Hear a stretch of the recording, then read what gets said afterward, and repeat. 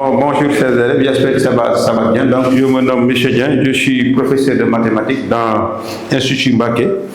Donc, dans cet institut, donc, il y a des mathématiques pour la classe première, donc, sous forme de vidéos. Donc, c'est dans les vidéos que vous aurez des résumés de cours.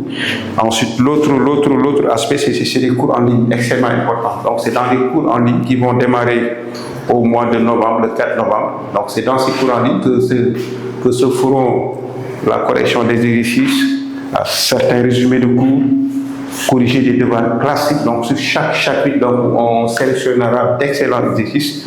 On vous proposera certains devoirs et on les corrigera intégralement.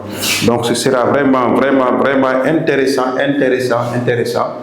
Voilà, donc, je vais tout juste un petit bref aperçu sur le programme de première essai en mathématiques. Donc, en charge, on démarre avec le chapitre polynôme. Donc, polynôme, fraction rationnelle. Donc, on commence par grand terme polynôme, généralité sur les polynômes. On vous donnera la définition d'un polynôme. Donc, c'est quoi un polynôme? Donc, polynôme, plusieurs monômes. Donc, on verra c'est quoi un monôme. Donc, c'est toute expression de la forme ax à la puissance n ou a réel, n un entier naturel, x est la variable. Alors, maintenant, un polynôme, c'est une somme algébrique de monômes. Alors, on vous parlera du théorème fondamental. Donc, le théorème fondamental, c'est que tout polynôme peut s'écrire de façon unique sous la forme. Tout polynôme P de x peut s'écrire sous la forme P de x égale somme des k allant de 0 jusqu'à n à kx à la puissance k. Donc, je vous parlerai de la notation somme, le symbole qu'on utilise pour désigner la somme. Donc, voilà. Ensuite, il y aura égalité de polynômes. Qu'est-ce qu'il faut pour que deux polynômes soient égaux? Il faut qu'ils aient le même degré et les monômes de même degré doivent avoir les mêmes coefficients. Il y a opération sur les polynômes. La somme de deux polynômes est un polynôme de degré inférieur au maximum des degrés des polynômes. Ensuite, il y a le polynôme produit. Donc, quand on multiplie deux polynômes, on obtient encore un polynôme. Donc, de degré égal à la somme des degrés. Donc, si P est polynôme, Q est polynôme, P fois Q c'est le polynôme, et le degré de P fois Q c'est le degré de P plus le degré de Q. Si P et Q sont polynômes, P plus Q sera polynôme, et le degré de P plus Q serait inférieur au max de degré de P, degré de Q. Alors, on vous dira donc dans les généralités, c'est quoi le degré d'un polynôme? C'est le monôme, c'est le degré du monôme qui a le plus grand degré dans l'écriture de Px. C'est quoi les coefficients d'un polynôme? Donc ça, c'est une fois que le théorème fondamental est fait, donc à partir du théorème fondamental, donc on va vous donner la définition, on va vous dire c'est quoi les coefficients d'un polynôme. Voilà, donc voilà en gros quelques généralités sur des polynômes, la définition, le théorème fondamental, polynôme et opération, voilà, égalité de deux polynômes. Ensuite, donc, l'autre aspect, c'est l'aspect important sur les polynômes, c'est la factorisation d'un polynôme. Donc, que vous puissiez factoriser un polynôme. Donc, pour factoriser un polynôme, il faut d'abord connaître c'est quoi la racine d'un polynôme. Donc, si P est polynôme A un réel, la racine A est racine de P, si et seulement si P de A égale 0. Voilà, donc, c'est une équivalence. Si A est racine de P, P de A égale 0. Si P de A égale 0, A est racine de P. Alors, quelle est l'utilité de la racine pour un polynôme? Donc, la racine vous permettra de factoriser un polynôme par le biais de ce théorème. Si P est un polynôme, A est une racine de P, alors P de x est factorisable par x moins A, c'est-à-dire il existe un polynôme Q de x de degré égal à degré de P moins 1, tel que P de x égale x moins A fois Q de x. Voilà donc l'utilité de la racine nous permet de factoriser le polynôme. Alors ensuite il y aura beaucoup de conséquences de ces règles.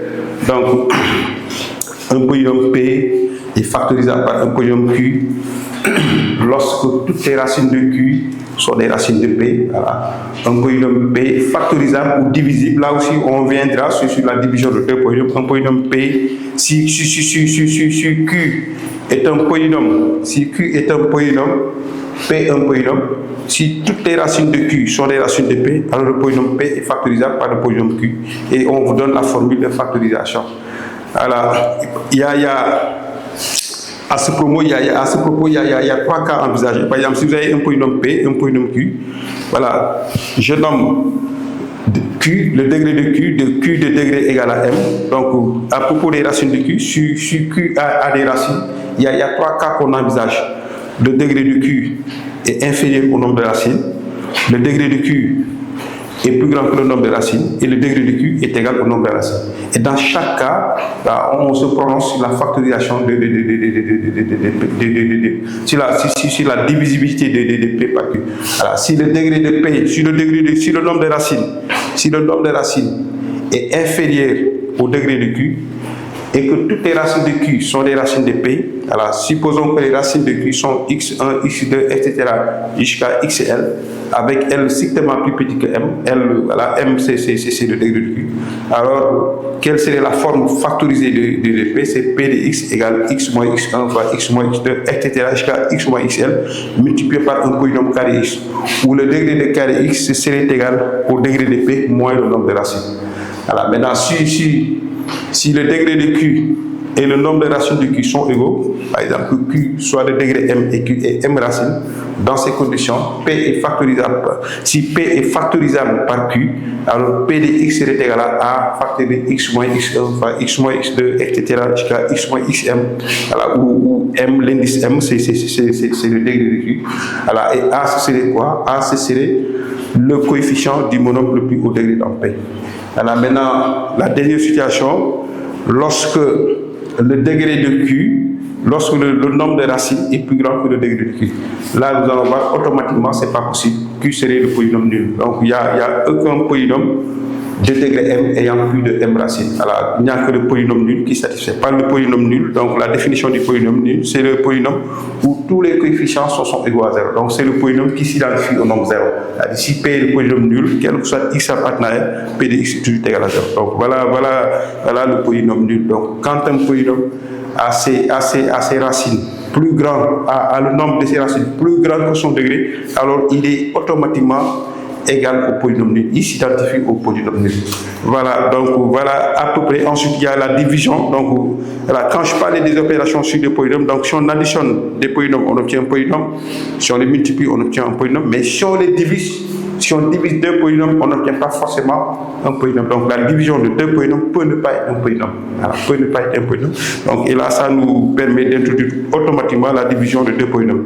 Donc, si vous avez deux polynômes P de x et Q de x, P de x, pardon, et si vous avez deux polynômes, au lieu de les nommer P et Q, je vais les nommer f et g. Si on a deux polynômes f de x et g de x, tel que le polynôme g de x soit différent de 0, ne soit pas le polynôme nul, alors on est sûr, donc ce sera un théorème admis, donc on est sûr et certain qu'il y aura un couple de polynômes qx et rx, tel que f de x égale q de x multiplié par g de x plus r de x, avec le degré de R strictement plus petit que le degré de Q. Donc c'est à peu près la même division qu'avec les entiers.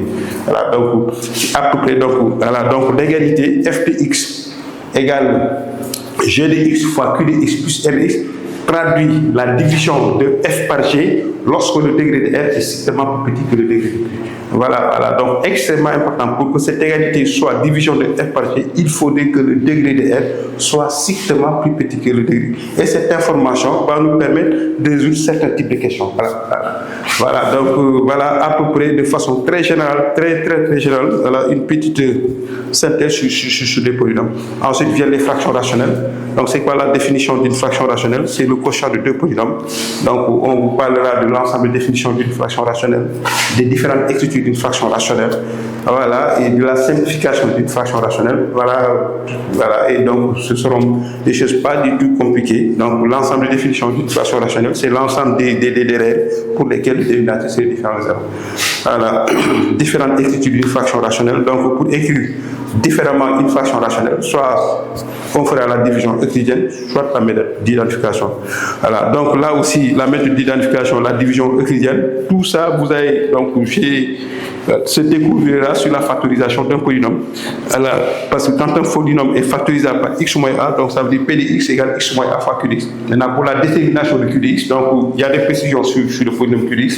Son degré, c'est le degré de p moins 1. Alors, comment trouver q de x? Ça peut se faire par, il y a trois méthodes. Il y a la division euclidienne, il y a la méthode Horner, et toutes ces méthodes, on va vous les apprendre. Il y a la division euclidienne, la méthode Horner et la méthode d'identification. Alors, donc, pour écrire une fraction rationnelle autrement, donc souvent c'est la division euclidienne, souvent c'est la méthode d'identification. Voilà. Ou parfois on combine les deux méthodes. Alors, ensuite, il y a simplifier une fraction rationnelle qui n'est pas du tout compliquée. C'est des choses que vous faisiez en classe troisième. Pour simplifier une fraction rationnelle, il faut d'abord son domaine de définition.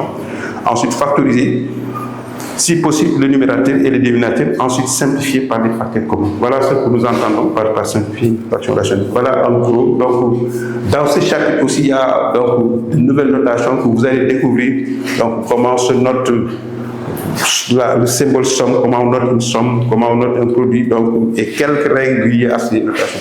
Voilà en gros, voilà, donc, pour le premier chapitre. Monsieur Tal, professeur de SVT à l'Institut Mbakemat.